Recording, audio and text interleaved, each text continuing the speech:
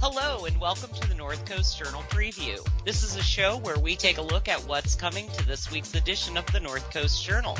I am your host, Tanya Shrum, and we are joined by North Coast Journal's news editor, Thad Greenson, and arts and features editor, Jennifer Fumiko Cahill. Welcome to you both. Hope you're having a great week. You too, Tanya. The sun is shining. It's beautiful out. Hope you didn't get a little jolt out of bed at 11:30 last night. You know, I rumbled a little bit and kind of half woke up and then went right back to sleep. But then my daughter trundled into the room a moment later saying, "We just had an earthquake." So that's exactly kind of what happened to me, except sans the daughter, but plus the roommate. Hey, you called it. I did my usual earthquake drill, which is I bolt out of bed and get angry with everyone. Starting with the earth. Exactly. I had made the mistake of saying all this aurora is going to create some earthquake weather. So sorry. Sorry. It's your fault. Okay. Sorry. Tanya. I'll keep my mouth shut in the future. Sure. All right. Well, Thad, let's talk about other rumblings in the community. And what do you have for us on the cover this week? Yeah, so this week's we have another cover story diving into kind of dissecting what happened with the protests at Cal Poly Humboldt and kind of their ongoing reverberations and impacts. And, you know, I think it's kind of interesting how the story came about. We weren't necessarily kind of, you know, planning on diving back into that, at least in kind of an in-depth fashion. And as we talked about last week, I had covered the University Senate meeting at Cal Poly Humboldt, and in which you know, folks kind of expressed a lot of discord with administration's handling of the protests and the decisions to clear campus and whatnot.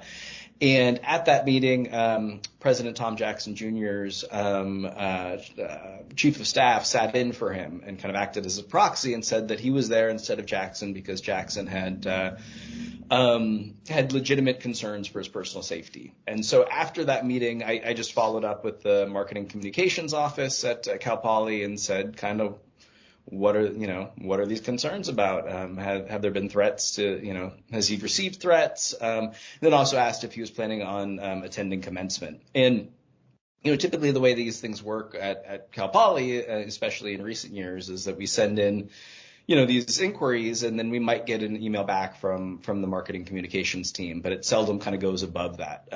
You know, I don't, the last time that we've been granted an interview with President Jackson, for example, was his first week on campus. So I wasn't expecting much of a response, but I got a call back from somebody in the office saying that Mark Johnson, the chief of staff, wanted to have an interview with me, or was open to having an interview with me to answer my questions. So I kind of jumped at the chance, and last Friday met him on campus, which it was the first time I'd been on campus under the hard closure, at least recently under the hard closure after kind of the police presence has calmed down and stuff. And I had to say it was kind of surreal, just as somebody who spent a lot of time on that campus, just how quiet it was. It was a gorgeous, you know, Friday afternoon. It was probably 74 degrees or something like that. And there's just nobody around and no noise on campus, which is just totally atypical. But anyway, I met with him and he answered, you know, my questions, saying that the questions that I'd submitted, saying that President Jackson had received some threats. He declined to go into any detail about kind of what those were, although he said there were threats to he and his family, and deemed them, at least some of them, racist. But again, he declined to go into any detail about what they entailed. And then he said that President Jackson was not going to be attending commencement, not due to any concerns for his safety or anything to do with the protests, but that his daughter was graduating the same day. And so he had long planned on attending her ceremony and not being at Cal Poly Humboldt. You know, and so that took a couple minutes, and then I was like, well, are you open to answering other questions? And he was, and I asked kind of what he wanted to share about the protests and the administration's handling of them. And he, wanted to address these false narratives. And it became really clear that he wanted to, kind of tell administration's side of this story, and felt like kind of a lot of the perceptions of what had happened were false. So he kind of dove into point by point discussing what he saw as false narratives playing out about what had happened. And he definitely kind of told a different story or a different point of view. And what were some of the things that really kind of stood out to you? Yeah, and so I think the biggest things to me were one, is the protesters conveyed to us, and a lot of professors have kind of repeated that protesters' plan initially was to have kind of an open occupation, and they were coming into the building to Siemens Hall on April 22nd without a plan to barricade doors and stuff like that, but we're really planning to kind of occupy the space, allow classes to continue, allow administrative functions to continue, but kind of, make a demonstration of their presence there and hold that space to bring awareness to the Israel-Palestine war, particularly, what they see as the genocide of the Palestinian people in Gaza. And, that story has said that kind of things changed when police were called in to clear the building. Not just called in, but called in and then attempted to actually physically remove protesters from the building. When they refused, kind of backup was called, and then we had this scrum at the entrance of Siemens Hall that was captured on video that has gone viral and been seen all over the world now, honestly. What Mark Johnson maintained is that he was in the building, and that first of all he wanted to clear up that it wasn't President Jackson or some high up administrator that called police. It was employees who were in the building and that were concerned. Mark Johnson says that,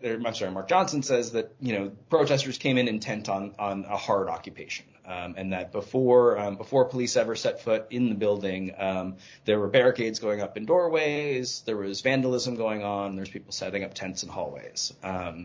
And so he's maintaining that these folks came in intent on what we actually ended up seeing, which is, this ongoing hard occupation.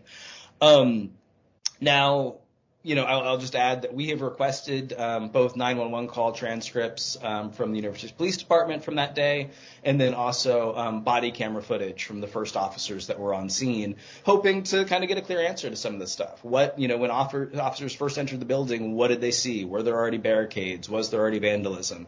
And, theoretically, these seems like things that we should be able to document. The university has responded saying, basically they're reviewing all of the footage and all the documents that we've asked for, and certain exemptions under the California Public Records Act may apply, and they'll get back to us by, I think, July 1st. So it'll be some time. So I think that was a main point of contention that he had. And then, he also really took issue with the notion of many, including many faculty members who have, passed no confidence votes in Johnson and Jackson's leadership, that this hard closure was unnecessary or was an overreaction or was an attempt to pressure protesters. And what he maintains is that that he felt like the hard closure was necessary to prevent this occupation from spreading out throughout the entirety of campus. He pointed to a kind of social media post from somebody who purported to be part of the occupation inside Siemens Hall that went up on April 23rd, so the second day of the occupation or the first full day of the occupation.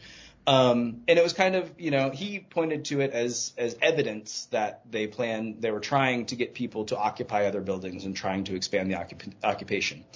I'll say to me, it read as kind of 5 points of advice from people who had just done this thing that ended up in this occupation.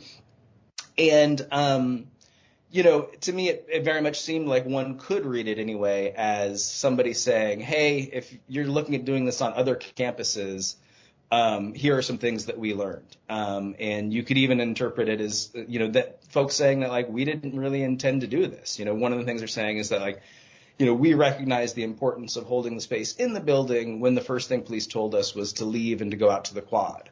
And we realized that we had this kind of added power to our message by holding the space.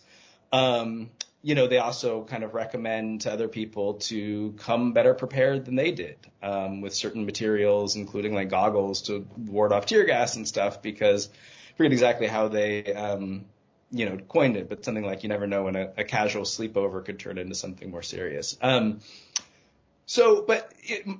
Mark Johnson made clear that they took this as kind of a missive, that like a call to other protesters to come to the campus and to repeat their efforts locally on the Cal Poly Humboldt campus. And so he was using that as kind of a justification for the closure. He also said that 8 other buildings there was attempted break-ins or actual break-ins to 8 other buildings on campus, including, UPD finding people in buildings.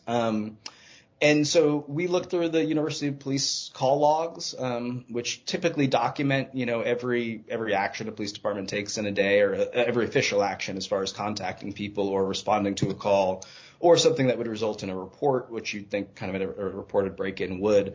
And we didn't find evidence of that. We found certainly the folks went into Nelson Hall East, adjacent to Siemens Hall, and took some furniture out, which seems like was used to barricade Siemens Hall after the first night of the protest. And there was another instance where folks went into the loading dock of the Theater Arts Building to similarly take materials to reinforce barricades on campus. And there were some false burglary alarms around campus for sure, as is very typical if you look at, non-protest weeks of call logs. It's a thing that happens. But we didn't see, again, like evidence that, there were thwarted attempts to take over eight other buildings on campus. And then I thought it was interesting, just kind of there has also been this charge from administrators and others that kind of administration didn't take enough effort to really engage with protesters and really talk with them, try to understand where they're coming from and their demands, and try to lead this to a different outcome that didn't end with police forcibly removing them from campus. And Mark really pushed back on that. He said that there was absolutely kind of ongoing efforts to connect with the protesters, both through intermediaries and others.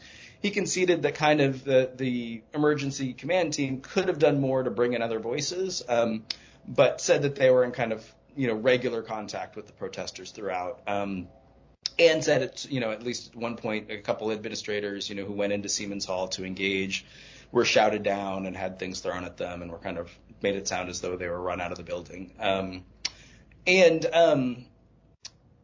he said that kind of that active communication was there. And, what I thought was also really interesting, I asked him kind of, hindsight being 2020 and understanding these are like really complicated situations and dynamic situations in the moment, like having had some time to reflect, like, are there things that administration could have done better or could have done differently that might have resulted in different outcome? And he, kind of started by conceding that, again, these things are complex and you never know, and there's always things that could be done differently, but kind of came back to saying there's nothing we could have done that would have changed the outcome, which I thought was interesting because it's just starkly different than what we're hearing from so many other folks involved.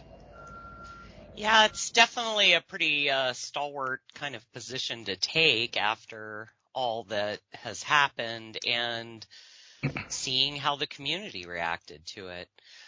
Well, before we pivot, would you like to share any other ideas about the piece?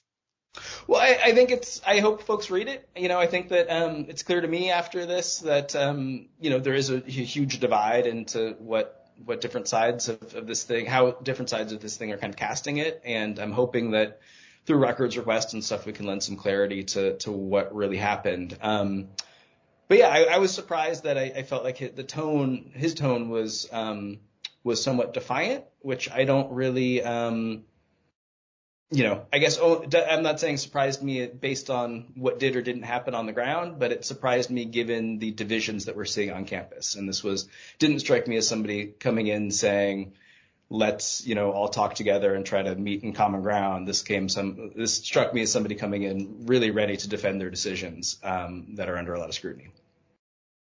Well, thank you for this story, Thad, and thanks for continuing to dig up those details. And I'm thanking you in advance for future reporting. I encourage everybody to pick up the copy of this week's journal and read the entire story for themselves. And with that, we're going to turn to Jennifer and find out what's going on in the arts and features beat this week. We have quite a journey. I know. I am deeply excited for this. It's road trip season. I'm sorry that gas is $10,000 a gallon, but it's still road trip season. Small road trip? How about that? How about just to from here to Shelter Cove, maybe?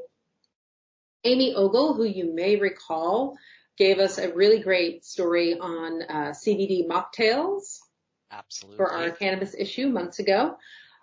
She is back. This time she is talking more about food than beverage, although some beverage. And she is a person who, because of her life, complex that it is, spends most of her time going back and forth between Blue Lake and Shelter Cove. This involves stopping for snacks. So she has, thank you so much, Amy Ogle. She has mapped out for us a treasure map. Yes, a treasure map, a way to get from one end to the other, basically from Rio Dell down to Shelter Cove. See, reasonable road trip. Stopping and eating along the way. She even has a couple of side trips planned out, including going to check out a vintage shop, going to check out a fishery, things like that, spending a little time by the water, stretch your legs for the rest of your ride, but most importantly, food, things to eat on the way. As a person who once took it as a challenge to eat my way across Rio Dell in a day, which was very nice because you can start at one end, or you could when the Wildwood Waffles was there. You could start at breakfast and kind of work your way all the way down the main drag to the river and then come back and get ice cream. This is kind of similar.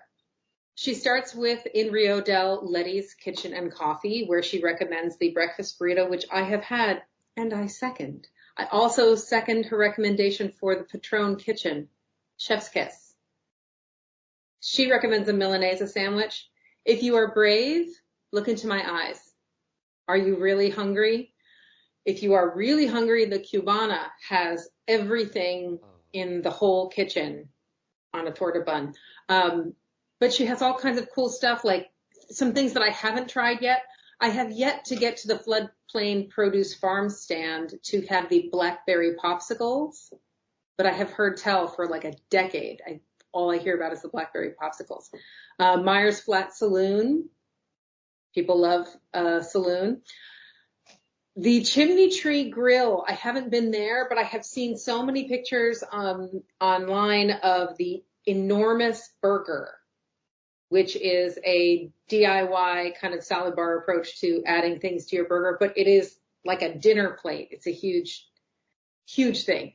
But she has some really beloved things and things that might surprise you. For example, I did not know that Cecil's was back in another form. Everybody remember Cecil's New Orleans Bistro? Oh, yeah. I loved the crystal hot sauce Cornish game hen. Hot damn. That was good. He made a very good Sazerac as well. Apparently, there are Cecil's nights at the Benbow Inn, where Cecil takes over and cooks New Orleans style food, you lucky, lucky people who don't go to press on Tuesday nights. Thad, can you believe this? First, it was Six Rivers doing their fried chicken special on Tuesday nights. Now Cecil's is going to do me like this. We're going to talk Cecil. She has some great recommendations like the New Harris General Store, which would I stop at a general store on my way? I don't know. But apparently it is the place to be, and it has a little apothecary and sometimes backyard barbecue. This is the kind of insider information you need. The side trip, by the way, for down in Garberville is to check out the pool at the historic Heartwood Institute. I did not know there was a pool. I didn't either. I know, right? This was a lot of inside baseball, and I appreciated it. I know, including Shelter Cove, where I should point out, It's not included in this list, but Amy Ogle actually has a wonderful bar, Mario's Marina Bar, which is beautiful and has a absolutely captivating view. Lots of cocktails, mocktails, and food pop-ups and whatnot. But aside from that, when you're in Shelter Cove, you're in Shelter Cove. You are not running in and out to get food, etc. So I feel like it's really important to know where to eat. And she has a couple of suggestions, including what she says, fight her if you choose, Humboldt's best restaurant. It's I a know. bold Right? claim. The drama, Mimo Chima restaurant. And it's Venezuelan. I have not eaten there yet. Road trip. I know. Obviously, I need to get myself in gear and get down there because apparently the pabellon, which is the national dish of Venezuela, and the yuca fries are not to be missed. It's definitely a wonderful story, and sounds like if you want to trace her map, you're going to have a great day. Right? You should probably bring a friend, as she suggests, to split things with. I always travel with a second stomach. Excellent. Well, and we also have a lovely story from Tamara about a local shop in Arcata. Yes. That I think has one of the most clever names ever. Rain delay. Yes. For those of you who actually kept your baseball cards and didn't just shove them into your bicycle spokes. Oh, yes, that. Ben Funky, who is a name you might recall from our story on the murals on basketball courts, Project Rebound, involved lots of artists being paid to paint over sort of sad-looking basketball courts that are now enlivened and beautiful. He does a lot of really interesting art, 3D and otherwise, but I've seen wonderful sculptures that he's done involving like a basketball net and involving stacks of baseball cards. So I was not super surprised when he opened a baseball card or sports card shop. So if you are a person with a binder full of sports cards, you need to get over to Rain Delay. Tamar Burris wrote a great story about it. It is partly the cards and whatnot, which if you think to yourself, oh, you can do all that stuff online, everything's on eBay. But is it? Because the thing you go over to this card shop for is really to hang out and talk sports cards with other people. And the emphasis has been for Ben on building community and talking with other people. Tamar talks about bringing in her 9-year-old and how he immediately just found his place, right? Found his people and started talking sports cards. People reminisce. It's a big chunk of a lot of people's lives, and it's a really great kind of, rain delay, rainy day activity. It's right there, folks. So I was really grateful that she was able to write about this new place. It's over in Arcata, and it's very cool. Even somebody who did not collect such things, I am sort of interested in it because it's a cultural throwback, right? The card shop. Absolutely. Yeah, it's not Magic the Gathering cards. That's what I was going to say. I was a Magic the Gathering person. Yeah, I'm sorry. There are lots of other places to buy your 20-sided dice. Yeah, but it's a really cool thing to check out. And it sounds like he's going to be doing some activities with the crabs this summer, so that's also something to look out for. Yeah, I don't have details on that yet, and my fingers are still crossed that it's going to come through, but I am looking forward to hearing what he's going to do. It is very cool, right, that we have a baseball team here. Oh, it's a lot of fun. If also you've cool never gone. Yeah, and our baseball team is actually good. Yeah. Shout out to small towns and counties supporting teams that lose. The Humboldt Crabs do pretty well. I just love the fact that the Humboldt Crabs are also like a big community thing, and that there's the band and everybody gets so worked up into it, and there's a real community ownership over it. So it kind of makes sense that it would link up with the same excitement, like that same childlike excitement that we have over things like baseball cards. Well, thank you, Jennifer. I ran out of time. I want everybody to pick up this week's current edition of the Journal, because there's also some reporting that I didn't get to with Thad on the commencement ceremonies and things. So that wraps up our time. The current edition is on newsstands now, or of course you can find it at northcoastjournal.com. I am Tanya Shrum. Thank you for staying informed and supportive of our piece of paradise here on the North Coast.